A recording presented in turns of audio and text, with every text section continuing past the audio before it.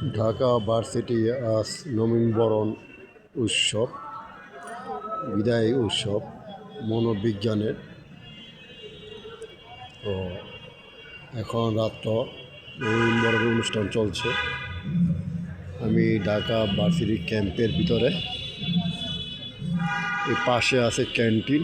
ক্যান্টিনে খাওয়া দাওয়া করলাম। ডাল, ভাত, আলু ভর্তা, ডালের ভিতরে মুরগি এক পিস, ছোট এক পিস, 20 টাকা।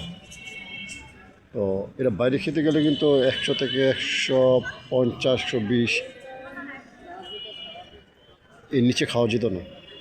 তো খাবারের মানও মোটামুটি ভালো, খাবার অতটা খারাপ না, খাওয়া যায়। পরিবেশের মান অনেকটা ভালো, পরিবেশের মানও অনেকটা উন্নত হয়েছে, খাবারের মান অনেক উন্নত হয়েছে। এইভাবে যদি অব্যাহত থাকে তো দিন দিন এটা প্রাইভেট ভার্সিটি বন্ধ হয়ে যাবে। ঢাকা ভার্সিটি সারা ওয়ার্ল্ডে কিন্তু সরকারি যত প্রতিষ্ঠান আছে, শিক্ষা প্রতিষ্ঠান, বাণিজ্য প্রতিষ্ঠান, অফিস আদালত প্রাইভেট থেকে অনেক উন্নত।